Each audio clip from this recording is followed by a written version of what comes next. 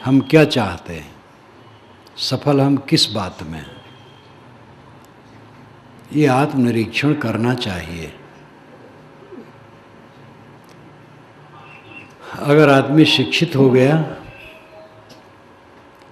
और बड़े पद पर चला गया और खूब धन धान संपन्न हो गया, बड़ा भवन बनवा लिया, बड़ी लान है, बड़ा प्रांगण है, बड़ी प्रसिद्धि है, तो माना जाता है वो बहुत सफल है। लेकिन ये सफलता बाहरी है, उसकी अपनी सफलता नहीं है। सफल वह है जिसका मन संतुष्ट है, मन में शांति है। देखो कल जापान की लड़की आई थी और वो लड़की ही नहीं है, प्रौढ़ है, बड़े पद पर है, बहुत अशांत है। कहती थी हमारे देश में अशांत होकर के आत्महत्या बहुत हो रही। वो कहती थी मेरा मन भी होता था आत्महत्या करने का, लेकिन कुछ कारणवश रुक गई। शांति कैसे मिले? वो धन धान संपन्न है, ऐश्वर्य संपन्न है।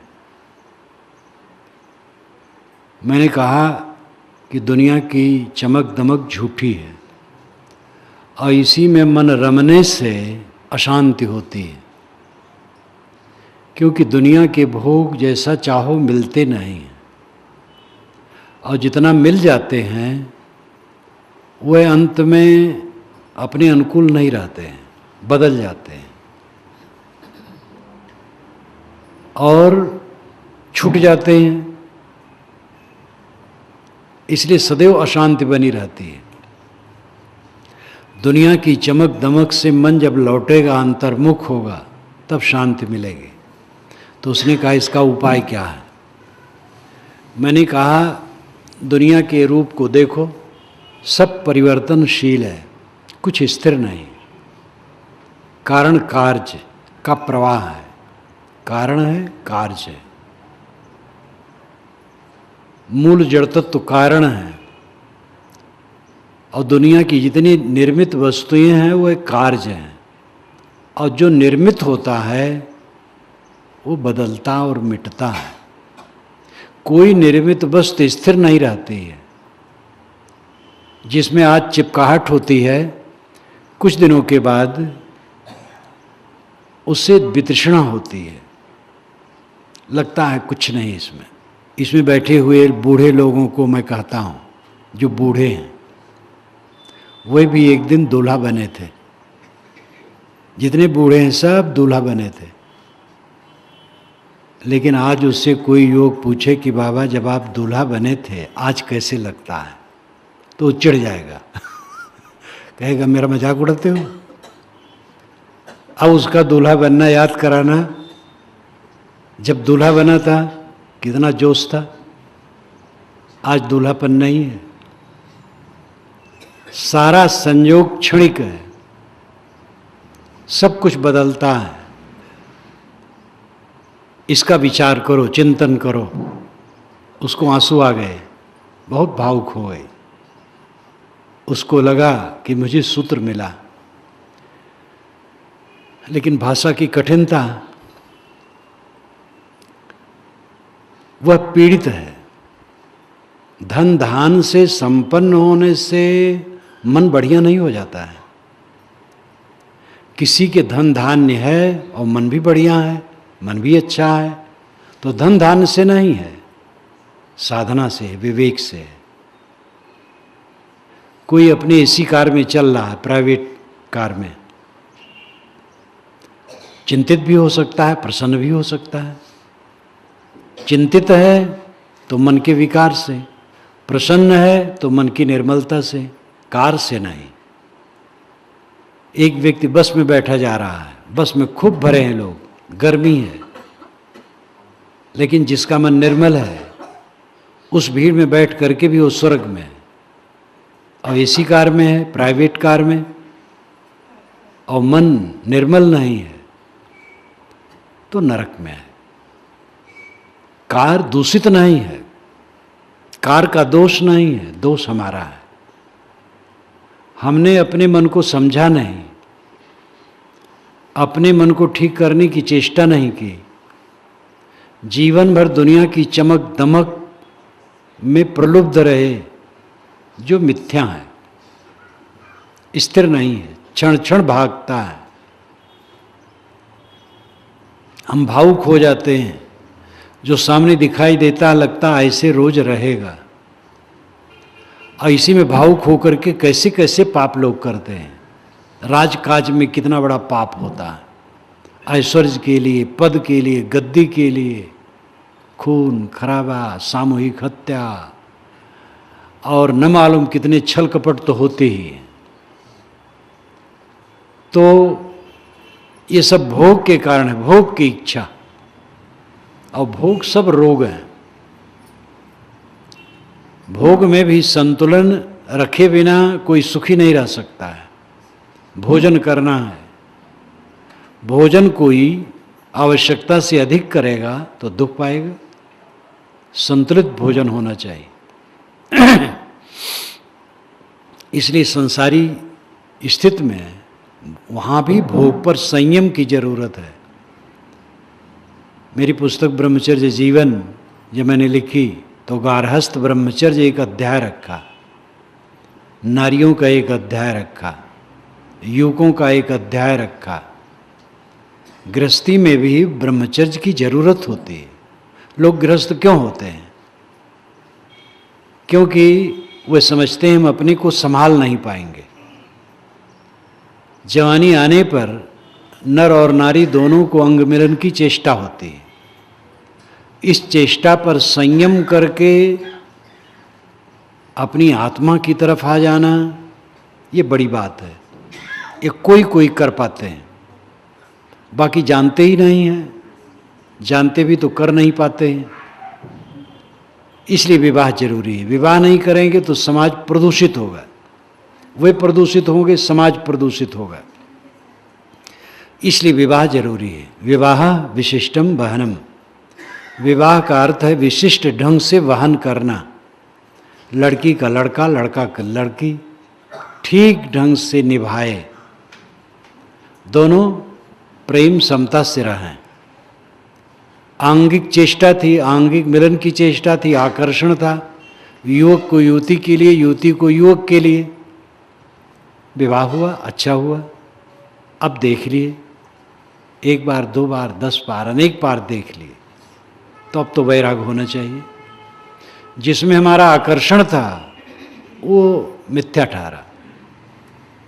उद्वेग, अशांति, मलिनता, तृष्णा, यही सब उसमें, और कुछ नहीं। संतान के लिए, गर्भाधान के लिए ठीक है, बस, बाकी नहीं। तो गृहस्थी में पहुंच करके फिर वैराग्य होना चाहिए। जो सीधे वैराग करें वो सीधे करें। गृहस्थी में रह करके वैराग्य होना। गृहस्थ क्यों हुए? वैराग के लिए, ये अर्थ लगाइए। आकर्षण था इसलिए गृहस्थ हो गए।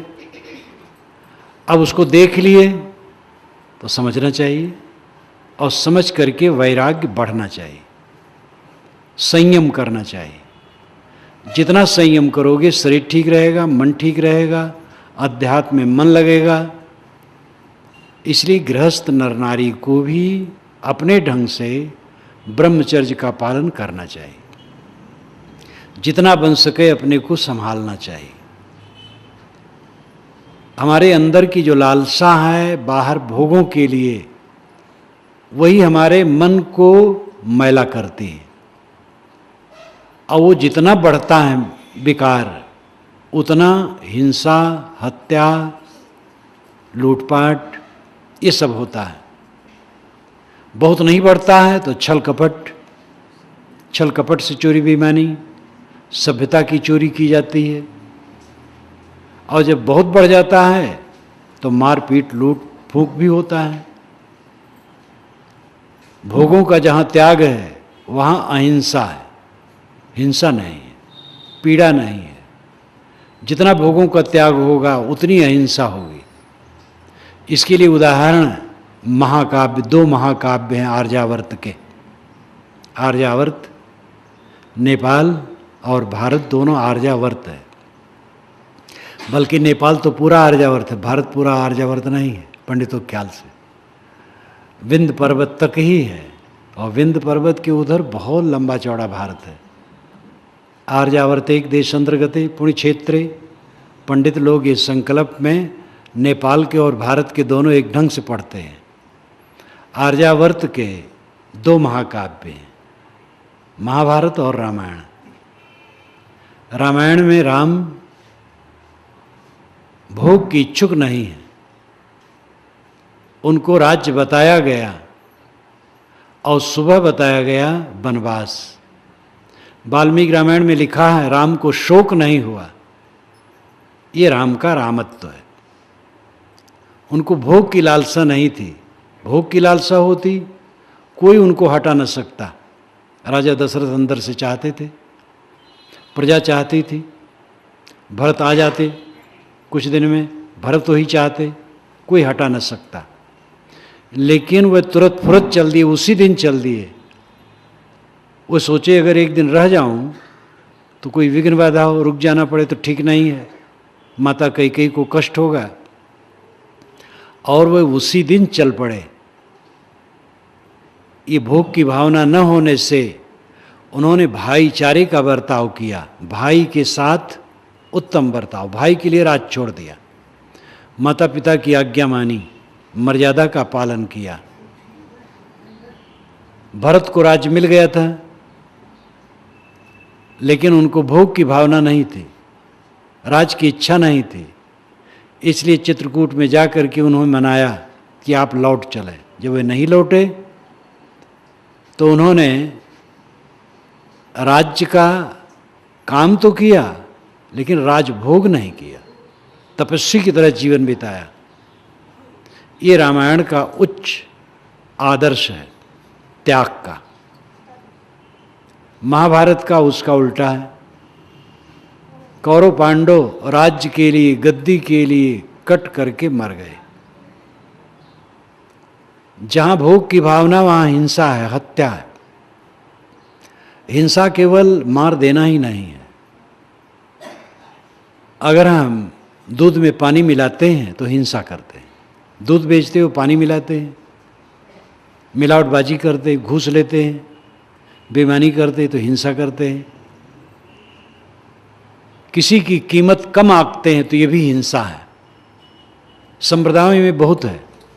कट्टर कबीरपंथी राम कृष्ण विष्णु शिव मोहम्मद ईसा बुद्ध महावीर, इन सब का मूल्य ठीक से नहीं आंकते हैं।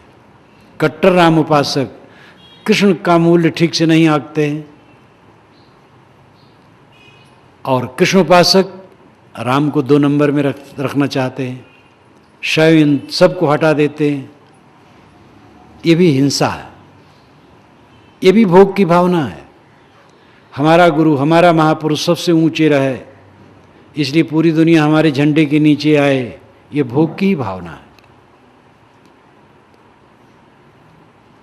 जहाँ तक हम दुनिया से भोग चाहते हैं उतनी हम हिंसा करते हैं, और उतना हमारा मन खराब होता है, और उतना हमें पीड़ा होती है।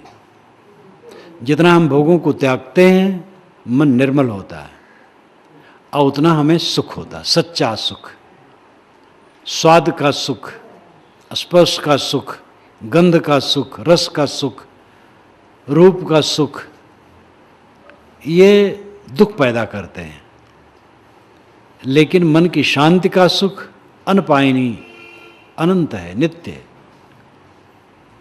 जीवन में सफल हुआ है जिसका मन हर समय निर्मल है। ये कड़ी साधना से स्थित मिलने वाली है।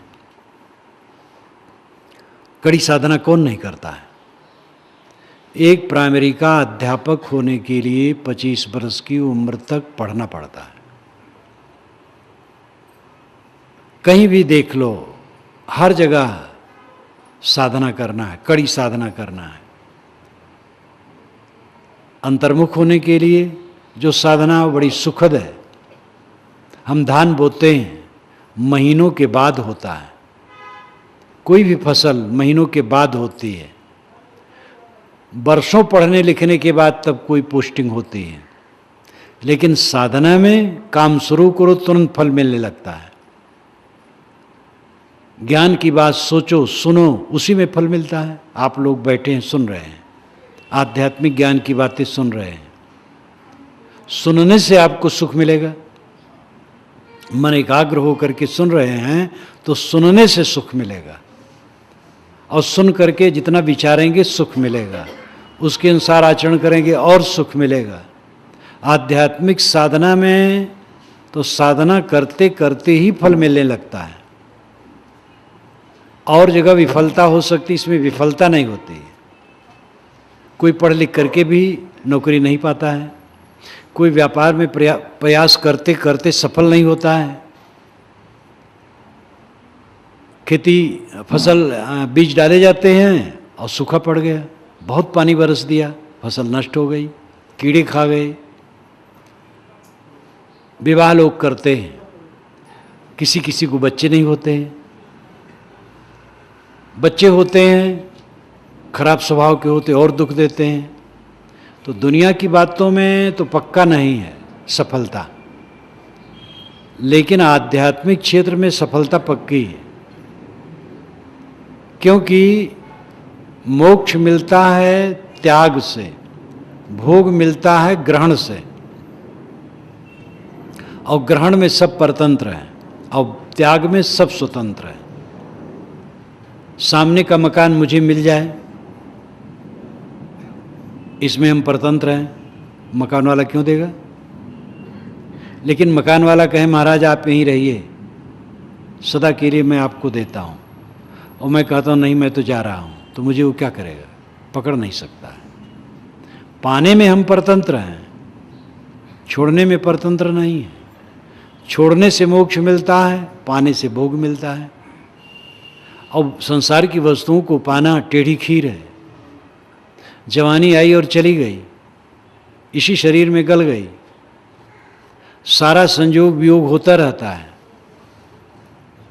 दुनिया की चमक दमक में उलझ करके हमारा मन खराब होता है, और कुछ स्थिर नहीं है, सब भागा जा रहा है। समझदार वह है जो अपने मन को संभालता है, हरदम अपने मन को देखता है, मन को पवित्र रखता है।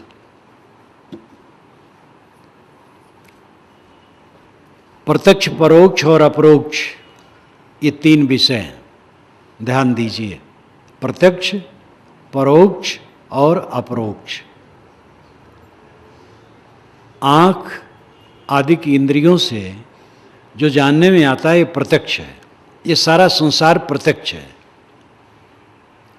और परोक्ष जो इंद्रियों से नहीं, मन द्वारा जिसकी कल्पना होती है, जैसे भूत प्रेत, देवता, ईश्वर, लोक लोकांतर, स्वर्ग नरक, लोक, ये सब परोक्ष है। ये मन की अवधारणाएं हैं, मन की कल्पनाएं हैं, मन के नक्शे हैं। तीसरा अपरोक्ष है। अपरोक्ष का मतलब स्वयं प्रत्यक्ष आत्मा, खुद। संसार के सभी मनुष्य प्रत्यक्ष में डूबे रहते हैं। शरीर सामने है, शरीर में ममता, मोह, आसक्ति और इंद्रियों के भोग में उन्मत्तता, न्याय अन्याय छोड़ करके उसके पीछे लग जाना। तो देह सामने प्रत्यक्ष है, और देह के साथ मिले हुए प्राणी पदार्थ, घर मकान, जगह जमीन, कारखाना, दुकान, ऑफिस, सारा प्रपंच जो सामने है, ये सब प्रत्यक्ष है। पढ़े और अनपढ़ सब की दृष्टि केवल प्रत्यक्ष में डूबी रहती है। लगता है शरीर ऐसे रहेगा, धन ऐसे रहेगा, पद ऐसे रहेगा, सब चीज़ ऐसे रहेगी, लेकिन ऐसा रहता नहीं। एक थानेदार जब रिटायर्ड हुए, कुछ दिनों के बाद वह मैदान में कंडा बीनते थे। पशु चरते हैं तो टट्टी कर देते हैं बैलगाय, वो सूख जाता है, उसको बीन रहे थे, बीने, और बीन करके फिर किसी द्वारा घर ले आए। घर वाले डांटते रहे, जो जीवन भर दूसरों को पीटे थे, गाली दिए थे, थानेदार का तो काम ही वो है। बुढ़ापा में बेचारा कंडा बीनता था और घर वाले उसको उल्टा पलटा कहते रहते थे। माया का ऐसा चक्र है, चक्र जैसे घूमता है तो नीचे वाला हिस्सा ऊपर चला जाता है, ऊपर वाला नीचे आ जाता है। सारा संसार चक्र की तरह है, यहाँ कुछ स्थिर नहीं है। राजे महाराजे सड़क पर आ जाते हैं और सड़क वाले बड़े पद पर चले जाते हैं, अंत में किसी के साथ कुछ नहीं रहता है। इन प्राणी पदार्थों में हर इंसान उलझा है, भूल गया कि असली काम क्या है, मैं कौन हूं, जगत क्या है, कर्तव्य क्या है। सुख सबसे प्रिय है, आदमी किसी को नहीं चाहता है, सुख चाहता है। पत्नी को चाहता है, पति को चाहता है, झूठी बात है। एक युवक अपनी पत्नी से कहेगा तुम्हारे बिना मैं मर जाऊंगा, तुम्हारे बिना रह नहीं सकता हूं, बहुत दिखाएगा मोह। लेकिन पत्नी बीमार हो गई, खाट में पड़ गई, डॉक्टर ने कहा कि अब ये उठ नहीं सकती, जीवन में कभी उठ नहीं सकती, आपको ही इसके मुख में ग्रास डाल के खिलाना पड़ेगा, शौच स्नान कराना पड़ेगा, सब कुछ कराना पड़ेगा, ये जीवन में उठ के खड़ी नहीं हो सकती है। तो पुरुष चाहेगा कि भगवान इसको बुला ले। जो बहुत मोह दिखा रहा था वही चाहेगा कि अब ये न रह जाए तो अच्छा। पुरुष का ऐसा हो, पत्नी यही चाहेगी। पुत्र को ऐसा हो जाए, माता पिता चाहेंगे कि न रहे तो अच्छा है। अपना शरीर जब बहुत पीड़ित हो जाता है और अच्छा नहीं होता है और वेदना बहुत होती है तो कितने लोग आत्महत्या कर लेते हैं। अब आजकल तो आत्महत्या बहुत सरल है, कामनाएं जितनी बढ़ेंगी आत्महत्या बहुत बढ़ेगी। कामनाएं पूरी नहीं हो रही हैं, इसलिए आत्महत्या तो आजकल खूब चल रही है। वो तो मूर्खतापूर्ण है।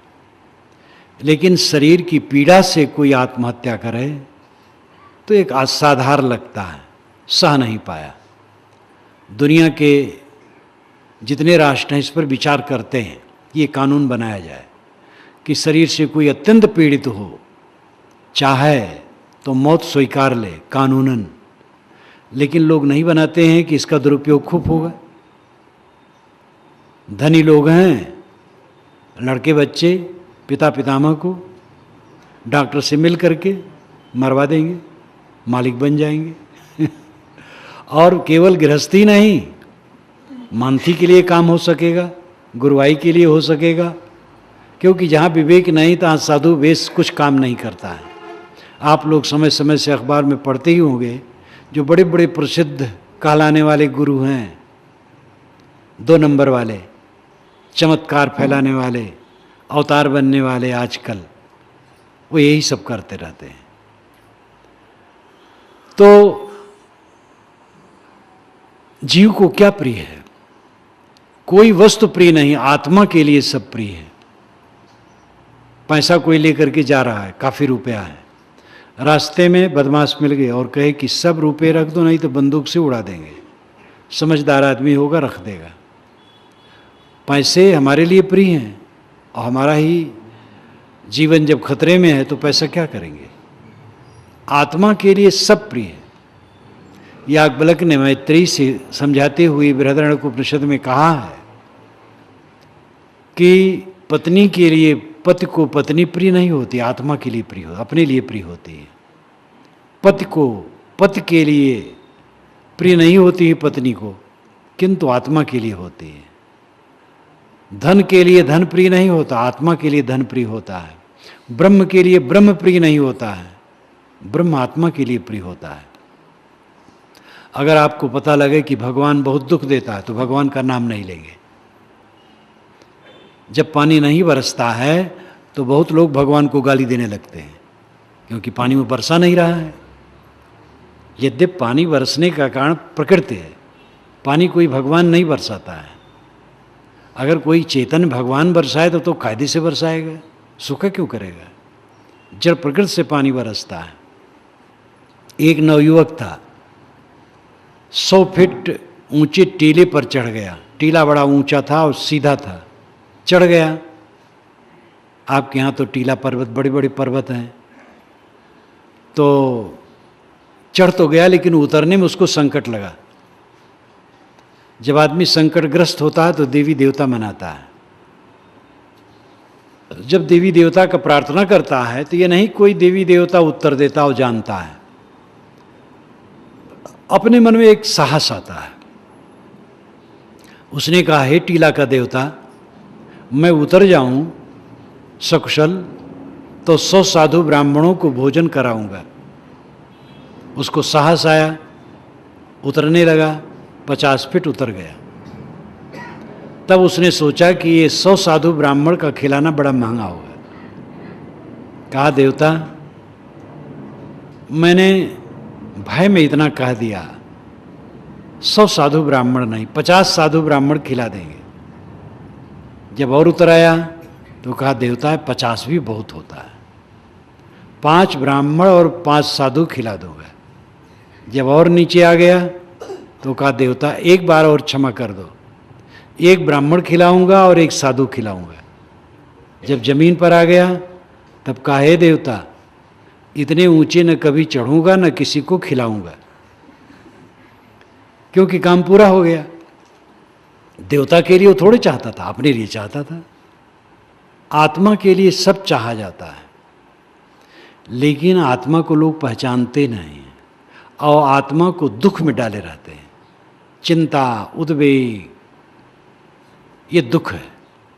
जिससे निश्चिंतता हो, उद्वेग शून्यता हो, शांति हो, सुबह नींद खुले, आनंद से मन रहे, कहीं मन टकराए ना, द्वेष, ईर्षा, मोह, ममता में टकराता है। जहाँ मोह रहता है दूसरे ढंग से खींचता है, द्वेष रहता है दूसरे ढंग से खींचता है। ये चित्त का नरक है। सुबह नींद खुले, कहीं मोह नहीं, कहीं वैर नहीं, समभाव, कोई मन में खटक नहीं, प्रसन्नता, आनंद। दिन भर का अपना काम विवेक पूर्वक किए, व्यवहार का काम किए, साधना भजन किए, मन प्रसन्न रहा, बिस्तर पर गए, आनंद से सो गए, कोई चित्त का उद्वेग नहीं। सुख से सोना, सुख से जागना, सुख से जीना और सुख से मरना, ये जीवन की सफलता है। बड़ा मकान जीवन की सफलता नहीं है, बहुत धन जीवन की सफलता नहीं है, बहुत विद्या और पद जीवन की सफलता नहीं है, लंबी गुरुआई, बड़े महंत जगत गुरु होना जीवन की सफलता नहीं, प्रवक्ता होना जीवन की सफलता नहीं, लेखक होना जीवन की सफलता नहीं है। जीवन की सफलता है चित्त की निर्मलता होना, जिससे सदैव प्रसन्नता बनी रहे, आनंद बना रहे, ये जीवन की सफलता है। प्रत्यक्ष में मनुष्य डूबा है। कोई कोई जीव इस प्रत्यक्ष से ऊपर उठते हैं, विवेक जगता है कि जिसके लिए मुझे भोग की भावना थी वो सब नश्वर है, और आज तक देखा ठोकरे ठोकरे जीवन में ठोकरे, तो उसको वैराग्य मन में जगता है दुनिया से, और उसका मन परोक्ष में जाता है। कहीं कोई देवता है, ईश्वर है, लोक लोकांतर है, तो देवता और ईश्वर की उपासना करने लगता है, और वो कल्पना करता है कि हमें कोई लोक में जाना होगा, उस लोक में बड़ा आनंद है। तो दुनिया के मोह से हट करके वह देवी देवता और किसी ईश्वर की उपासना में लग जाता है, तो उसका दुख घटता है, उसका दुख घटता है। दुनिया के भोग की जो घुड़दौड़ थी वो हट गई। इससे उसे उत्पन्न होने वाले पाप भी बंद हो गए, जीवन में स्वच्छता आ गई, और साकार ईश्वर, निराकार ईश्वर, बंसीधारी, कंबलधारी, धनुर्धारी, जटाधारी, किसी का ध्यान पूजन करने लगा तो उसके मन में सात्विकता आने लगती है और कुछ कुछ प्रसन्नता आने लगती है, लेकिन इसमें बोध नहीं होता है। परोक्ष प्रत्यक्ष इंद्रियों का विषय है और परोक्ष मन का विषय है। जानने की 5 इंद्रियां हैं, आँख, नाक, कान, जीभ, चाम। इन पांचों से हम जितना संसार को जानते, यही पांचों में संसार है। 5 विषय में शब्द, स्पर्श, रूप, रसगंध, ये सब प्रत्यक्ष है। और मन से जो कल्पना होती है, मन से जो नक्शा होता है, वो परोक्ष है, वो प्रत्यक्ष में नहीं आता है। मन की अवधारणा, मन की कल्पना, मन का अनुमान, मन का नक्शा बनाते हैं। अलग अलग ईश्वर की कल्पना सबकी है, भिन्न भिन्न मतों के ईश्वर अलग अलग हैं, देवता अलग अलग हैं। और देवता चित्त न धरई, गोस्वामी जी ने कहा, केवल हनुमान जी में मन लगा और देवता चित्त न धरई। लेकिन दूसरे लोग शैव हैं, कभी नहीं पसंद करेंगे, शिव सर्वोपरि। तो सब अपने अपने अलग अलग देवता हैं, अलग अलग ईश्वर हैं, किंतु इससे एक सात्विकता उत्पन्न होती है। ये बिल्कुल निरर्थक नहीं जाता है काल्पनिक सब मन की अवधारणाएं हैं, लेकिन इससे कुछ सात्विकता उत्पन्न होती है।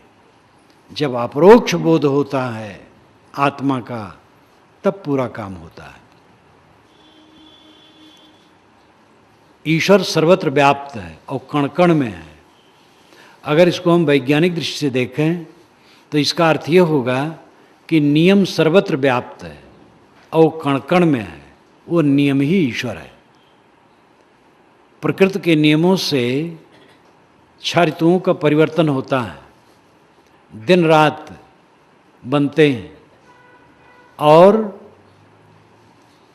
कंकर, पत्थर, हीरे, मोती, वृक्ष, वनस्पति, झरने, तमाम कार्य पदार्थों का निर्माण होता है, परिवर्तन होता है। सब जगह नियम व्याप्त है। हमारे शरीर में नियम है, हमारे मन में नियम है, नियम व्यापक है, सर्वत्र है, कण कण में नियम है।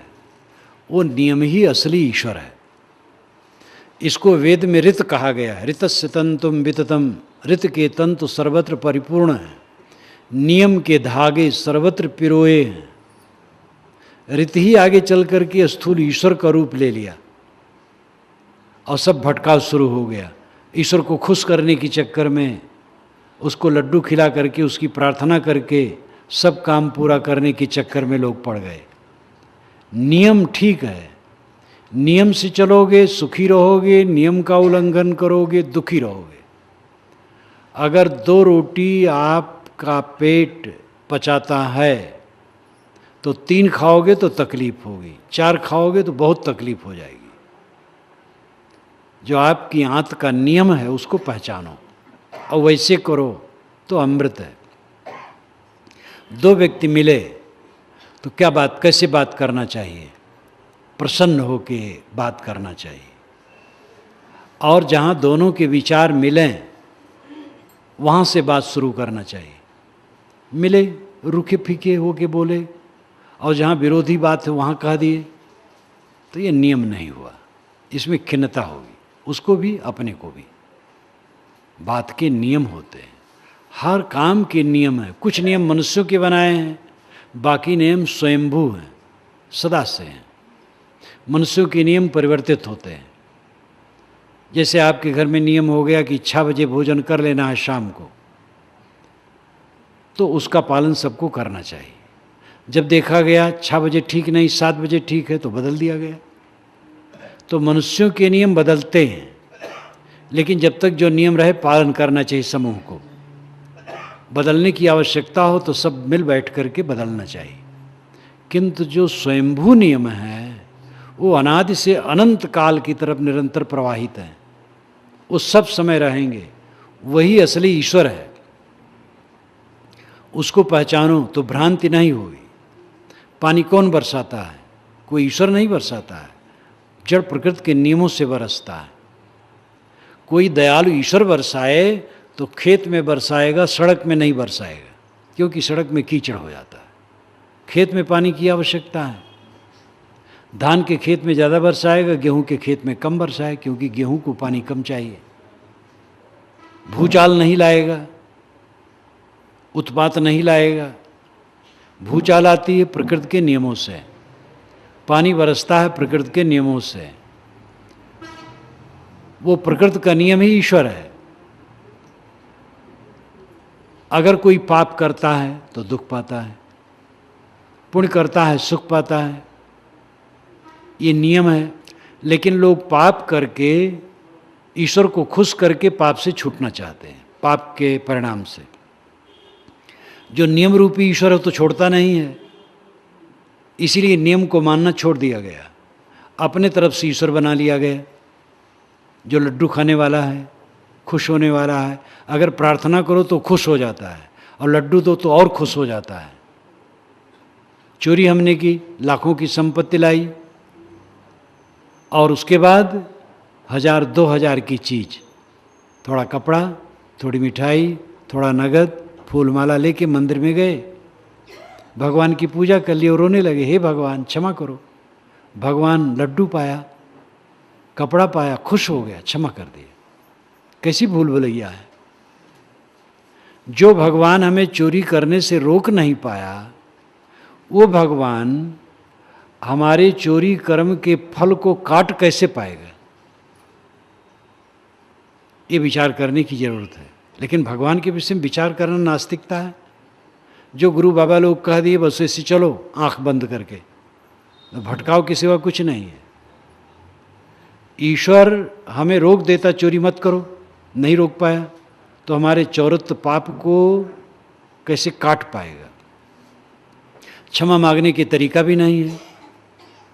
चोरी करे इंसान के घर में, क्षमा मांगे भगवान के घर में। जिसके घर में हमने चोरी की उससे क्षमा मांगे और कहें भैया हमने चोरी की, हम सारा माल लौटाए देते हैं, आप क्षमा करें, वो खुश हो जाएगा, बल्कि आपको पुरस्कार देगा, आप धन्य हैं। ऐसा कोई हो तो, लेकिन ऐसा नहीं होता है। चोरी करेंगे इंसान के घर में, क्षमा मांगे भगवान के घर में, क्योंकि हमने भगवान ईश्वर एक बना लिया, लड्डू पाने वाला, खुशामद पसंद, घूसखोर, कमीशन खाने वाला। बस अपने मन को संतुष्ट कर लिए कि हमारा पाप कट गया। ये भूल भुलैया धर्म के क्षेत्र में बहुत है। 18 पुराण और महाभारत, इन 19 जिल्दों में से अगर छांटे जाएं तो 40,000 श्लोक निकलेंगे जो भूल भुलैया के हैं। गंगम नहाओ पाप कट जाएगा, अमुक नाम लो पाप कट जाएगा, गायत्री जपो पाप कट जाएगा। कोई गायत्री जपे और देखा जाए कि उसके काम क्रोध लोभ मोह लुप्त हो गए हैं तो पाप कट गए। कोई गंगा में नहाया और निकला तो रागत द्वेषहीन, प्रशांत, आनंदमय हो गया। अब उसके जीवन में राग द्वेष नहीं है तो माना जाएगा पाप कट गया। और गंगा स्नान करके निकला, उसके बाद तम्बाकू रगड़ करके खा रहा है, गाली दे रहा है, छल कपट कर रहा है, तो कैसे कट गया। तो भूल भुलैया बहुत है, क्योंकि हमने जो ईश्वर गढ़ लिया है अलग अलग व्यक्ति ईश्वर, वो सदाचार और नैतिकता को झुठलाने के लिए। लेकिन जो विश्वव्यापी ईश्वर है, नियम जो कण कण में है, हर जगह है, उस नियम को ईश्वर माने और उसको पहचाने तो हम पाप नहीं करेंगे। जिस रूप से ईश्वर की कल्पना होती, ईश्वर हर जगह है, सब कुछ जानता है, सब कुछ देखता है। तो जहाँ हम चोरी करते वो देखता है, तो हम कैसे चोरी करेंगे। चोरी हम करें, कोई न देखे न देखे, ईश्वर जरूर देखता है। कोई जाने न जाने, ईश्वर जरूर जानता है। कहाँ है ईश्वर? आपकी आंखें ईश्वर की आंखें हैं। आप चोरी करेंगे तो आपकी आंखें देखेंगी, आप चोरी करेंगे तो आपकी अंतरात्मा जानेगी। ये अंतरात्मा ही ईश्वर है। ये अनुभविक और वैज्ञानिक है। ईश्वर आप हैं, आपकी आंखें ईश्वर की आंखें हैं। आप जो कुछ करते आप जानते हैं, अपने को कोई झुठला नहीं सकता है। लेकिन हम अपने को धोखा देने के चक्कर में पड़े रहते हैं। परोक्ष में लोग लगते हैं तो वो भी खंडनी नहीं है एकदम। कोई देवता पूजता है, कोई ईश्वर पूजता है, कोई कुछ करता है, कोई मंत्र जपता है, तो दुनियादारी से हट करके थोड़ा संतोष मिलता है, लेकिन बोध नहीं होता है, परम शांति नहीं मिलेगी। अच्छे अच्छे त्यागी संत, मन उनका निर्मल है, बड़े निर्मानी हैं, निष्काम हैं, लेकिन बुढ़ा गए हैं और रो रहे हैं अभी ईश्वर दर्शन नहीं दिया। इतना त्याग तब किया और ईश्वर अभी तक दर्शन नहीं दिया, क्योंकि बोध नहीं है। दर्शन जिसके होते हैं वो ईश्वर नहीं होता है, वो रूप होता है। और रूप एक विषय है, जड़ है, विषय नाम पदार्थ। श्रुतियों में कभी कहीं नहीं कहा गया है कि ईश्वर के दर्शन होते हैं। चारों वेदों में, 6 शास्त्रों में, समस्त वैदिक साहित्य में कहीं भी नहीं लिखा है कि ईश्वर के दर्शन होते हैं। ईश्वर के दर्शन का चक्कर तो ये पुराणों और महाकाव्यों में चला है। बौद्धों जैनों का बहुत बोलबाला हुआ आज से 2500 वर्ष पूर्व, तब से बढ़ता गया।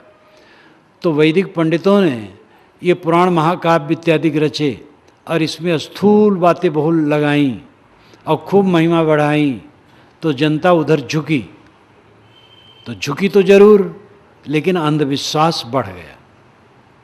उपनिषद, वैदिक साहित्य उपनिषदें जो हैं, उनमें न तो अवतारवाद है, न देववाद है, न चमत्कार है, आत्मज्ञान है और कर्म सिद्धांत है। कबीर वाणी अपने ढंग से उपनिषद है। कबीर वाणी आप देखिए, बीजक, इतना अद्भुत ग्रंथ। बीजक पढ़ें तो मानो आप वैदिक साहित्य भी पढ़ते हैं, और यहाँ तक कि इस्लाम का भी ज्ञान आपको होगा। कबीर साहब को लोग कहते पढ़े लिखे नहीं थे। वैदिक ऋषि कौन पढ़े लिखे थे? किताब थी ही नहीं तब। पढ़ाई लिखाई का महत्व तो नहीं है, ज्ञान का, अनुभव का महत्व है। तो उपनिषदें जो प्राचीन हैं, वैदिक हैं, कबीर साहब का तो 600 वर्ष का है। उपनिषदें तो बहुत प्राचीन हैं, वैदिक हैं। लेकिन वैदिकों को समझना चाहिए कि जो ज्ञान के खजाना उपनिषदें हैं, उनमें देववाद नहीं है, चमत्कार नहीं है, अवतारवाद नहीं है, छुआछूत नहीं है, ऊंच नीच की भावना नहीं है, समता की भावना है। व्यवहार पक्ष भी उज्ज्वल है और अध्यात्म पक्ष भी उज्ज्वल है। और आत्मा के विषय में यदा पंचावतिष्ठन्ते ज्ञानानि मनसा सह बुद्धिश्चाना विचेष्टत तामाहु परमाम गतिम, ये श्रुत वचन है, वैदिक वचन है। जब 5 ज्ञानेंद्रिय मन और बुद्धि शांत हो जाएं, तब ये परम गति है। 5 ज्ञानेंद्रियां शांत हो गईं तो प्रत्यक्ष से ऊपर उठ गया, और मन बुद्धि शांत हो गई तो परोक्ष से ऊपर उठ गया, फिर अपने आप परमानंद में, परम कल्याण में। ये विचार और कबीर विचार बिल्कुल मिलते हैं। कबीर का साहब कहते हैं, मन से ता मन को चीन्हो मुरे भाई, तन छूटे मन कहाँ समाई। मन से ऊपर उठो। मन की जितनी अवधारणाएं हैं वो परोक्ष हैं, उनसे ऊपर उठ जाना, आत्मज्ञान में रम जाना, ये अपरोक्ष है। अपरोक्ष नाम स्वयं प्रत्यक्ष आत्मा। इंद्रियों से जो दिखाई देता है उसका मोह छूट गया, और मन से जितनी कल्पनाएं हैं उसका मोह छूट गया, तब आत्मा शेष रहा, स्वयं शिव स्वरूप, कल्याण स्वरूप। ये अपरोक्ष बोध और अपरोक्ष ज्ञान है। कबीर साहब ने सदैव अपरोक्ष पर जोर दिया।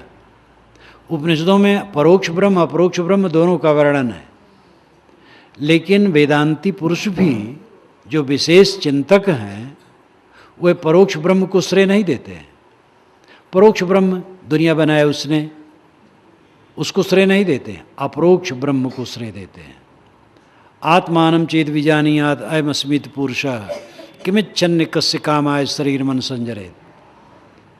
जिसने समझ लिया यह आत्मा ही परम पुरुष है, किस इच्छा से, किस वासना से इस शरीर के पीछे चल करके जन्म मरण का बुखार लगाए रखेगा, तपता रहेगा, तो आत्मा ही को ब्रह्म कहा। इसीलिए कहा अहम ब्रह्मास्मि तत्त्वमसि प्रज्ञानम ब्रह्म, अयम आत्मा ब्रह्म, मैं ब्रह्म हूँ, तुम ब्रह्म हो, ये आत्मा ब्रह्म है, ज्ञान ही ब्रह्म है। ब्रह्म नाम बड़ा श्रेष्ठ, आत्मा ही श्रेष्ठ है। हृदय भीतर आरसी मुख देखा नहीं जाए, मुख तो तभी देखियो दिल की दुविधा जाए। साहब कहते हृदय के भीतर में सबके विवेक का दर्पण है, उसी से अपने स्वरूप का बोध होगा। दिल की दुविधा जाने पर बोध होगा। बाहर भटको मत अंतर्मुख हो, पानी में मीन पियासी, मुँह सुन सुन आवत हाँसी, आत्मज्ञान बिना नर भटके, कोई मथुरा कोई काशी।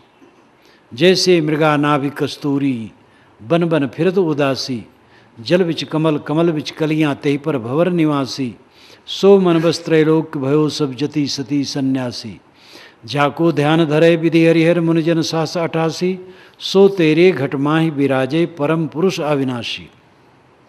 है हाजिर ते दूर बतावें, दूर की बात निराशी, कहें कबीर सुनो हो संतो, बिन गुर भरम न जासी। गुरु की जरूरत है जो बोध दे। प्रत्यक्ष परोक्ष अपरोक्ष, प्रत्यक्ष पांचों विषय जगत प्रपंच है, सब लोग इसी में डूबे हैं और इसीलिए सब दुखी हैं। आप आत्मा हैं, चेतन हैं, आप देह नहीं हैं। आपके जीवन का फल आत्म शांति है, कल्याण है, ये समझें। दुनिया की चमक दमक से ऊपर उठें, आखिर छोड़ना है, त्याग करना है सबन को, बचत न कोई दिखाए, चाहे तजे दुख भोग के, चाहे प्रथम हटाए। ये श्री विशाल साहब कहते हैं त्याग सबको करना है, कोई बचते नहीं दिखता है।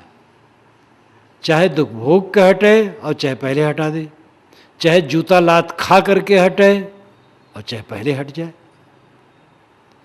पहले त्याग दिया, शांति मिल गई, बूढ़ा हो गया, निकम्मा हो गया, भोग ही नहीं है, पदार्थ ही नहीं है, रो रहा है, क्या करें।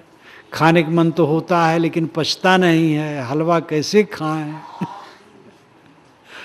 पान तो खाने का मन होता है, उसमें सुपारी भी रहती है, लेकिन दांत ही नहीं है, तो जूता लात खा करके छोड़ना है। वो कहानी एक दो आदमियों ने एक सेठ से 100 रुपये उधार लिए और कहा महीने भर में दे देंगे। एक ने दे दिया, दूसरा नहीं दिया, बड़ा चालाक था। कई महीने बीत गए, सेठ पकड़ पाया, उसको बधवा दिया, कहा रुपये दो तब छोड़ेंगे। कहा सेठ जी रुपये नहीं है, कई रुपये नहीं तो 100 प्याज खा लो तो हम छोड़ देंगे। प्याज तो यहाँ जानते होंगे इस भाषा में, प्याज, हाँ, तो 100 प्याज खा लो तो हम रुपये छोड़ देंगे। तो कहे खा रख दो, 2-3 खाया तो ऐसे परेशान हो गया, कहीं नहीं खा पाएंगे, तो एक अच्छा 100 मिर्चा खा लो तो छोड़ देंगे। तो जोश में होश तो रहता नहीं, कहा रखो खा लेंगे। तो 1-2 खाया तो ऐसे मुंह कलेजा जलने लगा। तो सेठ ने कहा अच्छा 100 जूते खा लो तो हम रुपये छोड़ देंगे। तो सोचा वो खाना तो है नहीं, सहना है, पेट के बल लेट गया, पीठ पर जूते पड़ने लगे। जब 20 जूते पड़े तो दिमाग ठंडा हो गया। तो कहा सेठ जी हम रुपये दे देते, आप छोड़ दीजिए। तो घर से रुपये मंगा दिया, छोड़ दिया गया। समझदार वह है जो पहले रुपये दे दिया। ये तो बदनाम हुआ, प्याज खाए, मिर्चे खाए, जूते खाए, रुपये दिए। तो त्याग तो सबको करना है, विवेक से पहले से त्याग करने शांति मिलेगी। जब निकम्मा हो गया, घर वाले छोड़ दिए, तब घर से वैराग लग गया तो क्या होगा। घर में रहते रहते समर्थ होते हुए वैराग करो। मैं गृहस्थों को नहीं कहता हूँ घर छोड़ दो, घर में रहो, घर में वैराग करो। एक दिन तो निकलना है। क्या साधुओं को मरना, गृहस्थों को नहीं मरना है? सबको मरना है। मरना है जब अवश्य मोहब्बत करना झूठा, करिए भजन विचार विषय से रहिए रूठा, निर्मल साहब ने कहा। तो पहले से वैराग करो। मैंने शुरू किया था कि हमारे जीवन की सफलता किसमें है।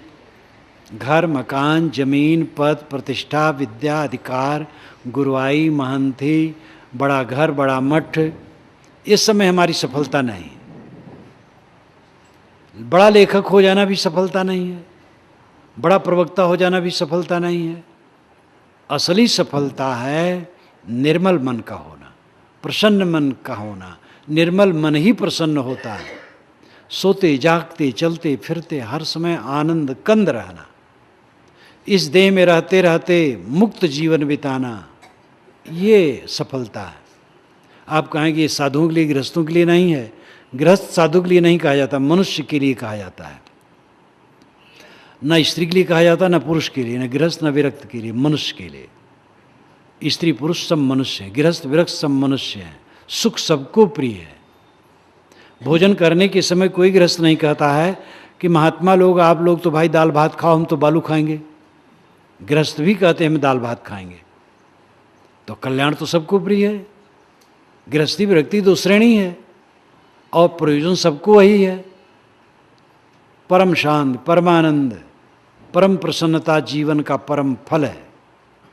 इस पर ध्यान देने की जरूरत है और इसके लिए अपरोक्ष बोध, ये प्रत्यक्ष से तो मोह छोड़ना ही है, परोक्ष जो तमाम कल्पनाएं कर रखी गई हैं उनसे भी ऊपर उठना है, आत्मा का बोध प्राप्त करना है।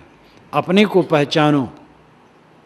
मैंने पहले दिन कहा था, बंदे कर ले आपने बेरा, आप जियत लखो आप ठहरू कर मुझे कहाँ घर तेरा। अपने को पहचानो, अपने को समझो, अपने को सबसे छुड़ाओ, निर्मल करो चित्त को, अपने आप में लीन हो। इसके लिए सब लोग एकांत बैठो। ये देवियाँ जितनी बैठी, ये भी अगर देवता आपके घर के खा लें और आप न खाएं तो आपका पेट नहीं भरेगा। अपना अपना खाने से पेट भरता है। इसलिए स्वयं स्त्री पुरुष गृहस्थ विरक्त सब अकेले में बैठो, मौन हो जाओ, ध्यान करो, चिंतन करो, स्वाध्याय करो। सेवा तो आप लोग करते हो, सेवा करो, सेवा से चित्त शुद्ध होगा। अकेले में बैठो, स्वाध्याय करो, ज्ञान के ग्रंथ को पढ़ो तो ज्ञान की बातें दिमाग में ताज़ा रहेंगे। चिंतन करो, संसार नश्वर है, शरीर नश्वर है। शरीर क्या है? हड्डी की झोपड़ी है, चाम का थैला है, टट्टी पेशाब की पोटली है, नश्वर है, नहीं रहने वाली है, छूट जाएगी ये देह। आत्मा अमर शुद्ध बुद्ध निर्मल है, मैं आत्मा हूँ, देह नहीं हूँ। इस प्रकार विचार चिंतन कहलाता है। इस चिंतन से मन की इकाई धुलती है और फिर ध्यान, मन को एकाग्र करने का अभ्यास करो। आंखें बंद करो और बंद आँखों में अंधकार प्रकाश जो दिखाई दे उसी में मन को ठहराओ। एक खूंटा है मन को बांधने का। और अगर एकाग्रता होगी तो उसमें प्रकाश दिखाई देगा, सड़क जैसी दिखाई देगी, चिंगारी जैसी दिखाई देगी। एकाग्रता नहीं होगा तो नहीं दिखाई देगी। यद्यपि वो कोई आत्मा परमात्मा नहीं है, वहाँ की गर्मी है, लेकिन मन को बांधने की एक खूंटा है। सांस आती जाती है अपने आप, सांस पर मन ठहराओ, कुछ ना ध्यान ख्याल करो, केवल सांस को सोचो और सांस पर मन ठहराओ। ऐसा अभ्यास करो। ये ध्यान की एक प्रक्रिया है। अनेक प्रक्रियाएं हैं। हम लोगों का जो ध्यान खास है पारक सिद्धांत का, वो साक्षी भाव है। नदी के किनारे बैठे, नदी में तरंगे आती और जाती हैं। जो तट पर बैठा है वो केवल देखता है, बहता नहीं। ऐसे मन को देखो, मन में बहो ना। जो याद आए, जो संकल्प आए, उसको उदास होकर के देखो, उसमें मिलो ना, छोड़ते जाओ, छोड़ते जाओ। ये इसको कहते दृष्टाभ्यास, साक्षी अभ्यास। और ये करते करते ऐसी अवस्था आती है कि संकल्प शांत हो जाते हैं।